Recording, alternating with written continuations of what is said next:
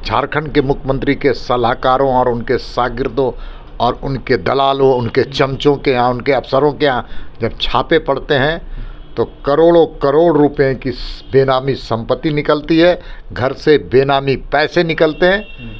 तो जनता तो चाहती है कि ऐसे काले कारनामे करने वाले लोगों के घर में छापे पड़े और जनता की गाढ़ी कमाई करने वाले को लूट की छूट जो पिछली कांग्रेस की सरकार दी थी उस पर बंदिश लगाई जाए। 14 का 14 सीट झारखंड में कमल खिलेगा और मोदी की गारंटी है कि वहाँ की जनता के लिए वो लगातार काम करेंगे, फिर से वे प्रधानमंत्री की शपथ लेंगे। इस वक्त हमारे साथ झारखंड के पूर्व प्रदेश अध्यक्ष और वर्तमान में राज्यसभा भारतीय जनता पार्टी के दीपक प्रकाश जी हैं।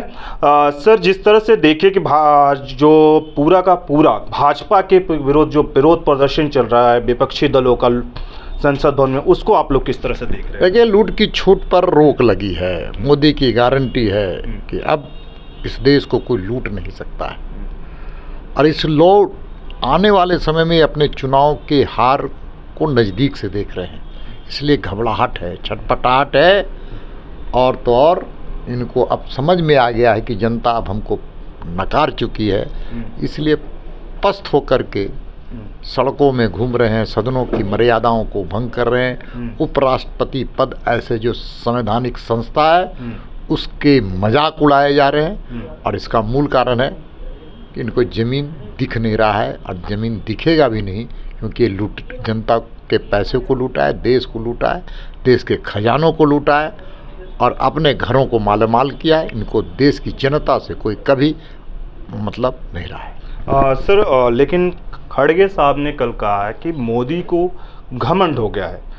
मोदी ने 3 स्टेट का चुनाव किया, जीत लिया, उनको लगता है कि हम विश्व के नेता हो गए, देश के नेता हो गए, लेकिन आने वाले जो लोकसभा चुनाव होने वाले उसमें जो इंडिया गठबंधन है उसमें जो है बीजेपी को कड़ी हार का सामना करना पड़ेगा। खड़गे साहब को शायद ध्यान नहीं है कि दुनिया के सर्वाधिक लोकप्रिय नेता नरेंद्र मोदी और एक ऐसे प्रधानमंत्री हैं जिन्होंने देश के मान सम्मान स्वाभिमान को बढ़ाया है, देश के आर्थिक स्थिति को मजबूत किया है, गरीबों की चिंता की, किसानों के, मजदूरों को, नौजवानों को, महिलाओं को, सबकी चिंता उन्होंने किया और उनके घर को बेहतर, उनके घर के चूल्हे को बेहतर बनाने का काम किया, महिलाओं को सशक्तिकरण करने का काम किया। और ये जो लोग हैं कांग्रेस के घमंडिया गठबंधन के लोग अब विधवा विलाप कर रहे हैं।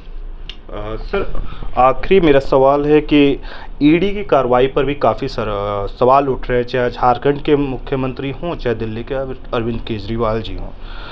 साफ साफ कहना है कि विपक्षी दल का कि जो ईडी का है, सरकार की एजेंसियों का है, उसका दुरुपयोग केंद्र सरकार कर रही है। देखिए, मैं तो आग्रह करूंगा, अगर कांग्रेस इसको दुरुपयोग मानती है और जनता के नज़रों में यह उपयोगी कदम है। आज कांग्रेसी सांसद के यहाँ छापे पड़ते हैं तो 354 करोड़ रुपए नगद पाए जाते हैं।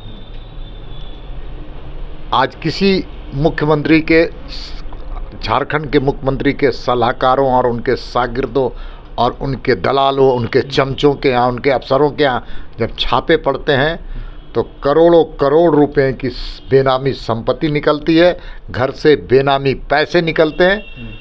तो जनता तो चाहती है कि ऐसे काले कारनामे करने वाले लोगों के घर में छापे पड़े और जनता की गाढ़ी कमाई करने वाले को लूट की छूट जो पिछली कांग्रेस की सरकार दी थी उस पर बंदिश लगाई जाए।